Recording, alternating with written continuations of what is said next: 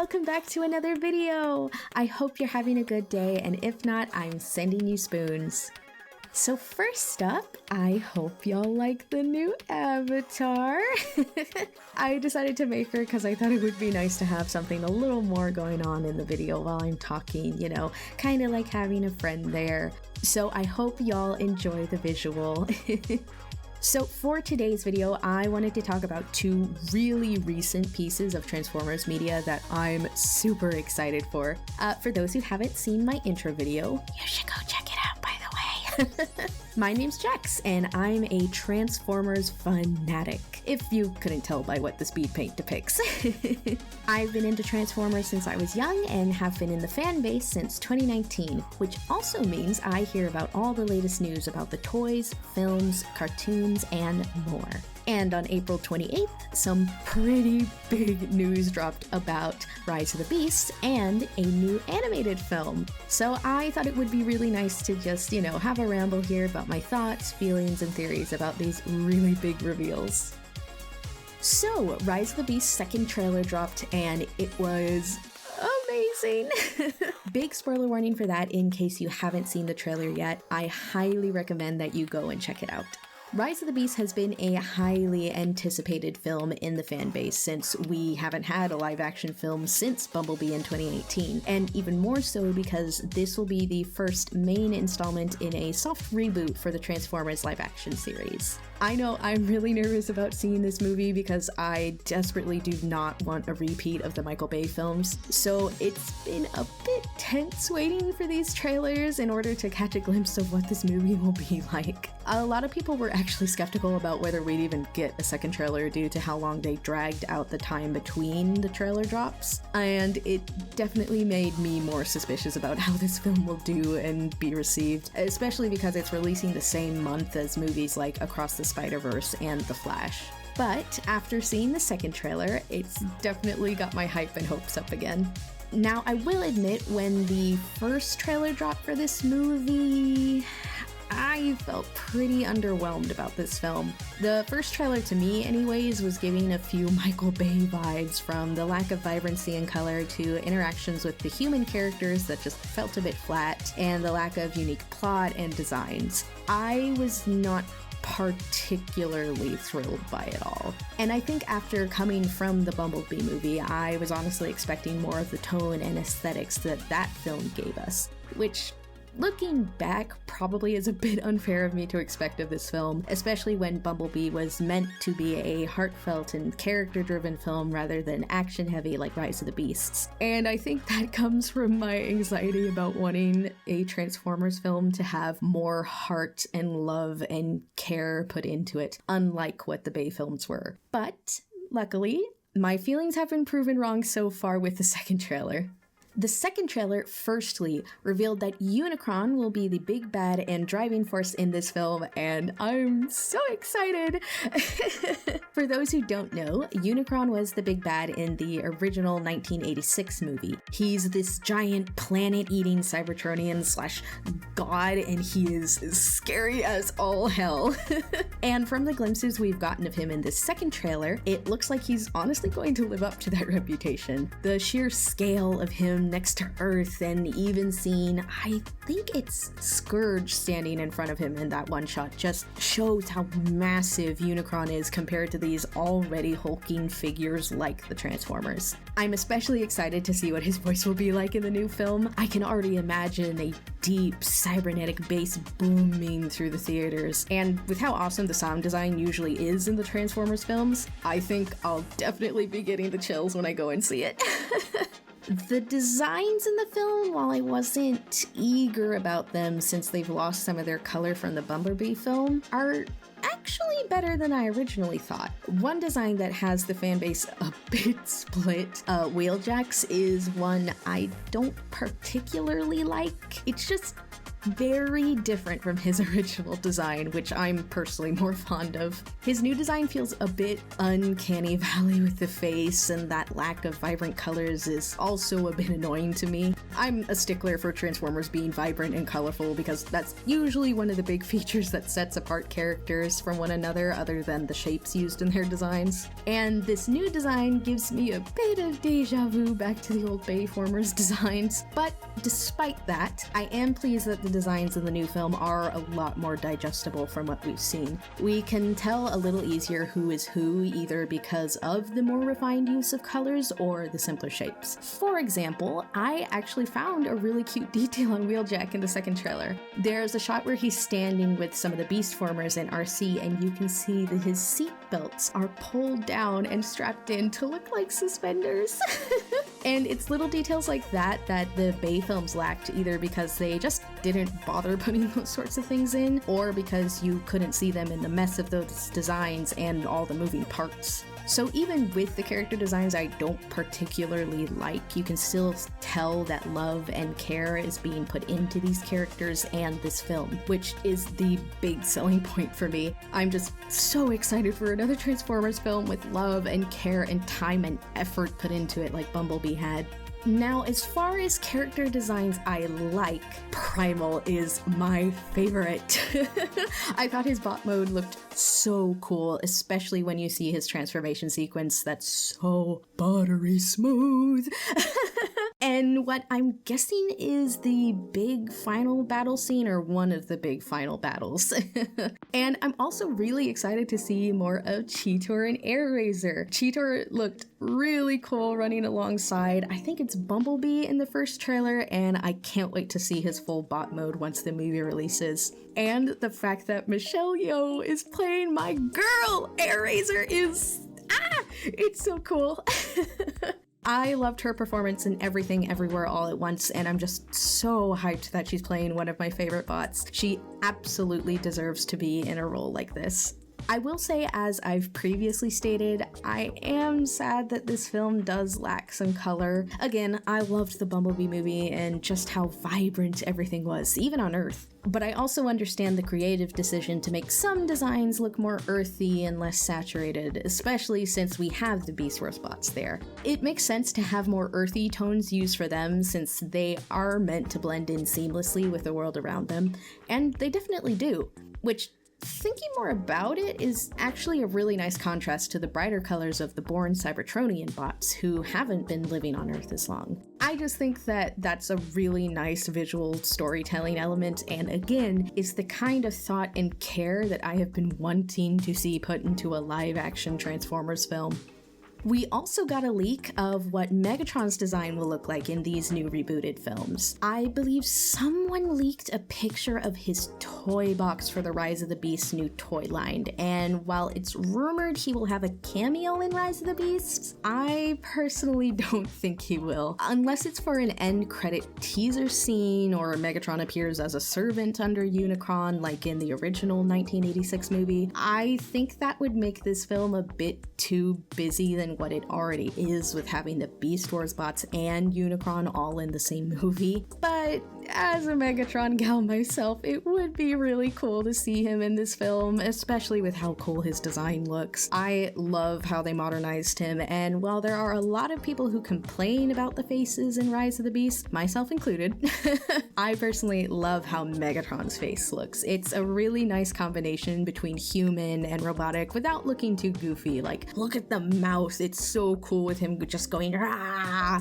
Alright though, I think that that's everything I have to say about Rise of the Beasts for now. But alongside the new trailer, we also got the cast list and title for the new animated Transformers film, and this is the film that I'm really hyped for.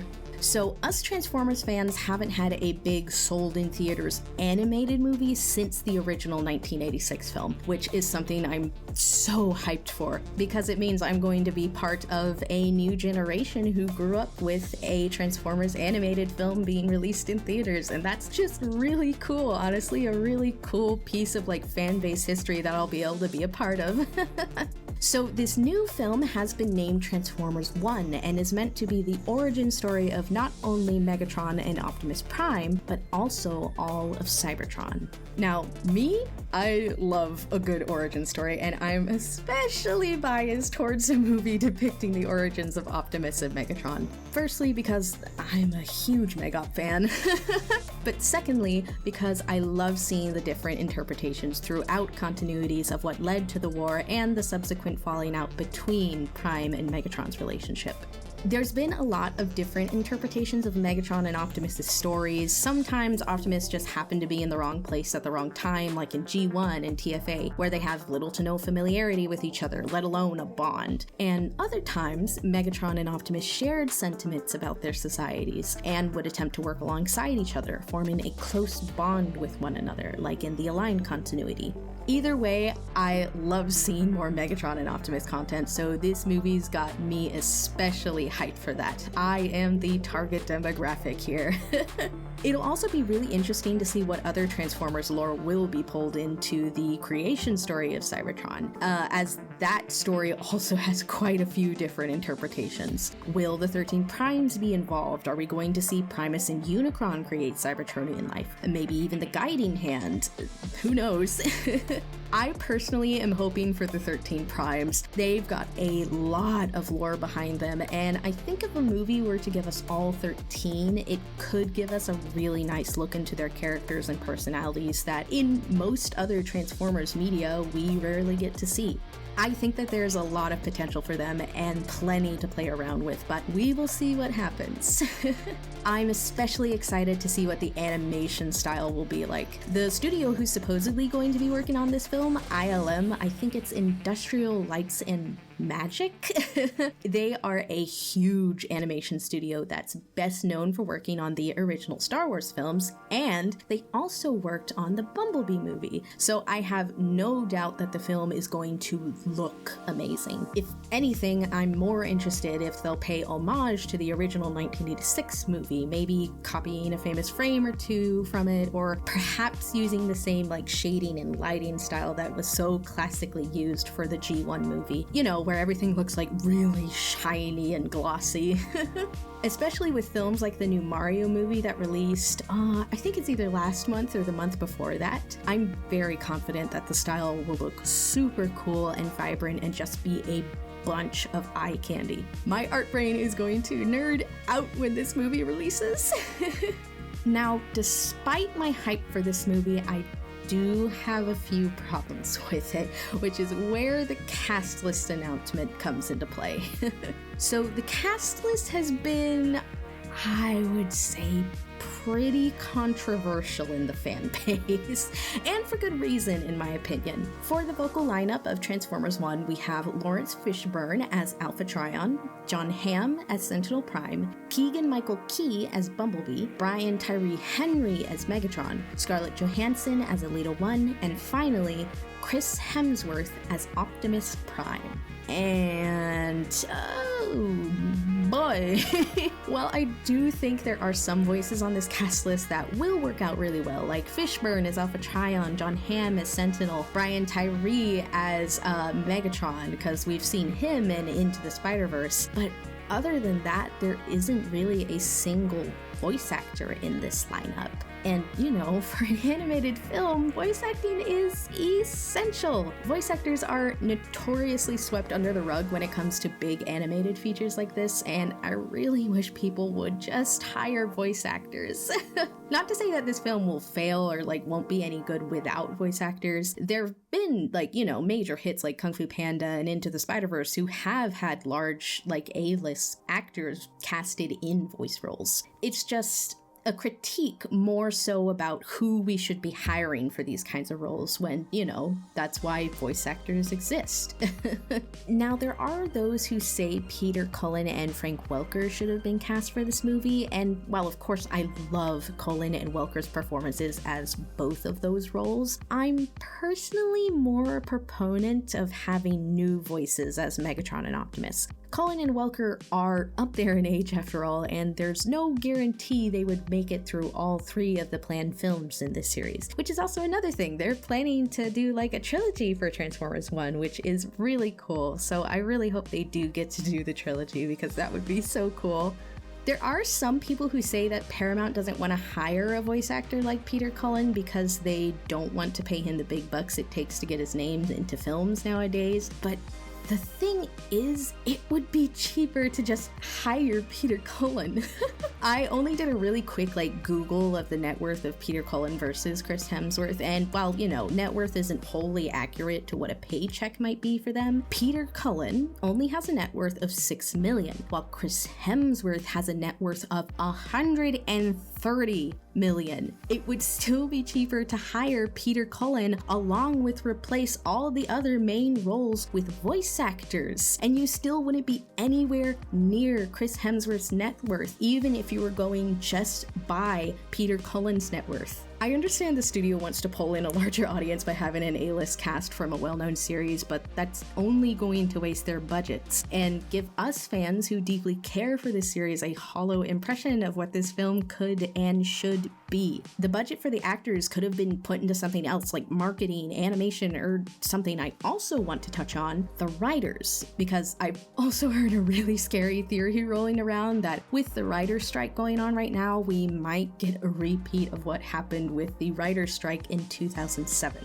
For those who don't know, the writer's strike in 2007 heavily impacted the sequel film for the Bayverse Transformers film, and it's often regarded as one of the worst films in the series. It's definitely a very scary coincidence, but I hope that the writing for the most part has either already been finished before the strike, or that the writer's strike goes well and they're able to get some sort of fairer compensation so that the writers can make a good script for this film. Now, if you would like to support writers during this writer's strike, here's what you can do. You can either donate to Entertainment Community, which is a charity/fund that helps support those in the artistic industry during hard times like the strike. Or you can read this post that gives some helpful information about how you can support the strike without needing to donate if you do not have the funds. I'm afraid I can't put links in the description or in the video yet due to how small of a channel I am, but please use your Googling fingers and go look those things up. I am also suspicious of the director for this film, Josh Cooley, as he doesn't have a super large directorial filmography and seems to have had much smaller roles in production in a majority of the other films he's worked on. That, and he was the director for Toy Story 4, which, while I haven't seen it myself, I am suspicious of how good of a film it was, seeing as it is a sequel to a series that should have ended on the last film because it was an amazing and historic ending, but nothing can ever die under capitalism. So I am a little scared about whether this film is in good hands, but I'm willing to be shown wrong. Again, I haven't seen Toy Story 4 for myself, so I'll probably have to give it a watch soon at some point. Another random theory I've seen someone talk about is that Paramount is casting MCU actors because Disney might have bought the Transformers franchise. And while I think it's possible, Marvel has worked in association with the Transformers films before, and we all know Disney has a chokehold on Marvel, but I feel this is just because the MCU stars are such big stars nowadays because of the MCU. They want an A-list cast that the general public knows more about to make them interested in this film, therefore make more money.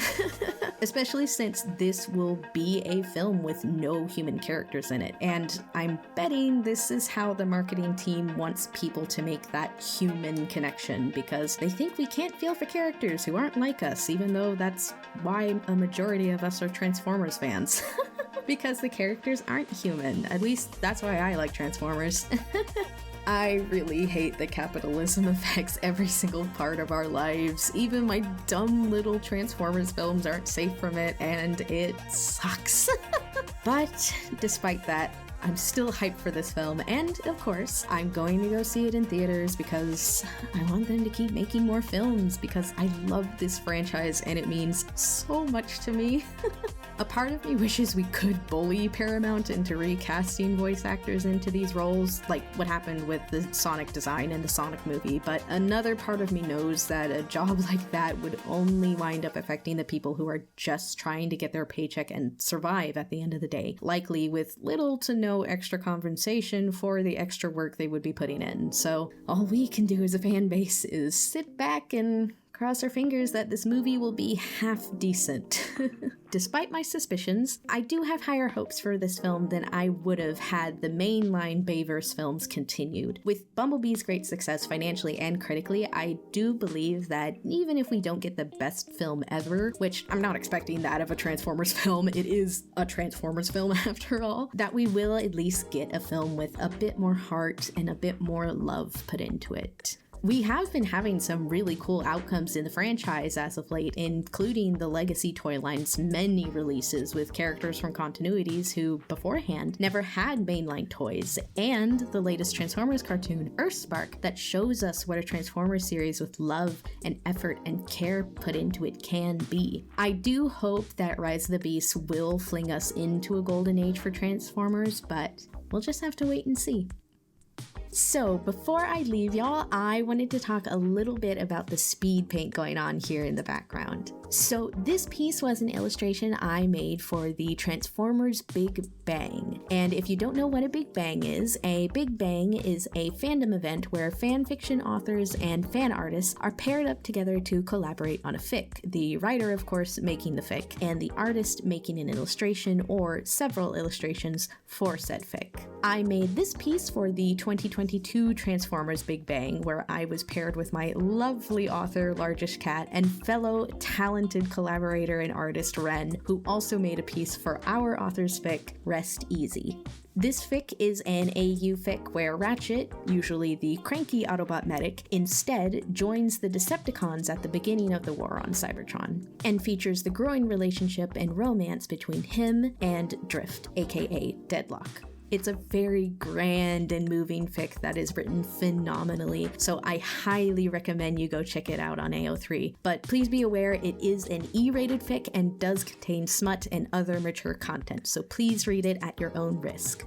My piece is a mishmash / montage of scenes from the fic. I tried to kind of keep the scenes encased inside Ratchet and Deadlock here in somewhat of a chronological order, the top scenes being around the start of the fic and working its way down to one of the final scenes. I was specifically inspired by cheesy romance novel covers. I'll have to see if I can find the specific one that was my inspiration for this piece. I'll put it here if I can find it. But the specific cover I used for my inspiration was one where you had the silhouettes of the main characters standing in like this fairly simple gradient colored space, I think, while the insides of their figures housed a look at the scenery of the world they're in. It was just a really nice overlay with monochromatic tones, and I attempted to make that same kind of look here in this piece. The overlay inside the silhouettes wasn't too difficult in the end. I actually wound up just having to mask the layers inside of the silhouettes by selecting, the color and the line art layers of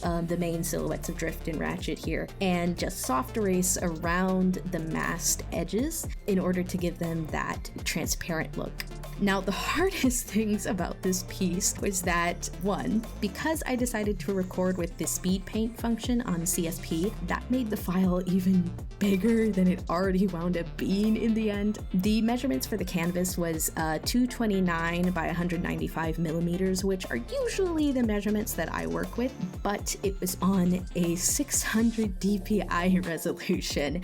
And I know that's pretty high, but I specifically chose 600 DPI because I really wanted to give this piece a lot of detail with the backgrounds that I knew I wanted to make inside of these silhouettes. I knew this piece was something that people were going to zoom into, so I wanted to make sure to be able to give it texture wherever I could. This, of course, made the file ultra laggy, and it was very slow moving during the rendering process. And this is where my second snag comes into play. I usually put all my colors on individual layers, so the color of their helmets, for example, would be on a separate layer to the color on their hands. But for this piece, because I knew how big it was going to be, I put all my colors on the same layer, which really wound up biting biting me in the ass because I tried something completely new as a coloring method, which was working with values. And working with values, if you don't know what that is, it's where you start coloring a piece in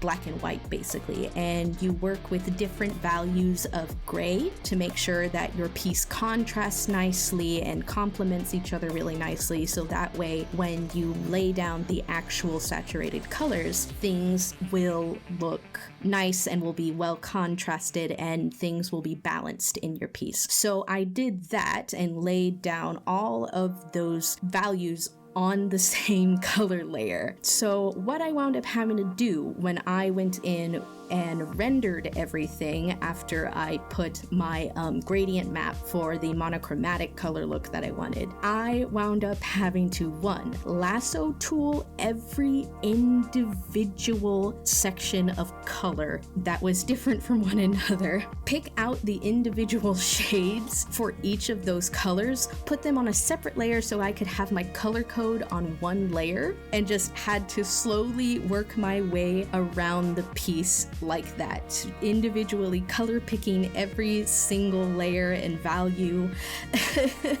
And it was something that I just am very much not used to. I am used to working with multiplied layers where I choose maybe between like 2-3 different colors at most for what my shading should be, and that's it.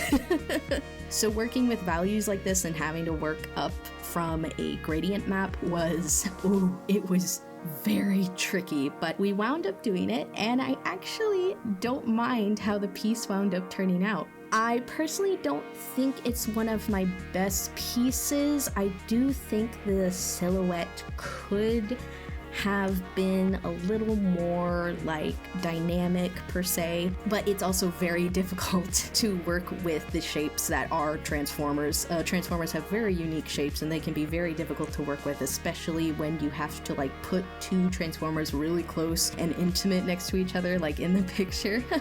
I think my favorite bit about this piece was actually Drift and Ratchet's helms, as well as Drift's like hand, you know, taking hold of Ratchet's chin there. I actually really love how that hand turned out. I think that hand is my favorite piece because the rendering also turned out really good on that. And I don't know if you can, how well you can see it, but once you see the final finished piece at the end of this video, you might be able to spot that I put a rainbow gradient on kind of the debris that's like swirling around them in the background. You might be able to see that. I'm not sure if it'll show up on YouTube, but there is like a subtle rainbow gradient that I had to add because I thought it was such a cool looking thing. But yeah, I'm actually fairly pleased with this piece. It was really difficult. It was such a difficult piece, especially since I don't really do backgrounds, so it was very scary. It was very scary, especially because I had to make this piece on many deadlines. There were many check-ins where I had to put my piece in by this specific time, so I was also working with a lot of deadline anxiety, but the final product wound up being pretty freaking cool, and I'm so glad that I honestly got the guts up to do the 2022 Transformers Big Bang. It was such a fun experience with such cool people. It was great. There were so many great things to come out of the Transformers Big Bang last year. There's actually another Transformers Big Bang that is running this year. I believe it is still in the process. I did not apply for the Big Bang this year as I've been working on other projects in the background with my art. But if you're ever interested in participating in the Transformers Big Bang, they are planning to do this yearly, so make sure to go give them a follow on these platforms here if you would be interested in doing an event like this. They are so much fun in my experience, and it was such a good time with such talented authors and artists and collaborators, just absolutely amazing. The mod team was wonderful, and it was just a great experience overall. I highly recommend it. So please go check out those accounts and make sure to keep an eye out for when applications are open next year.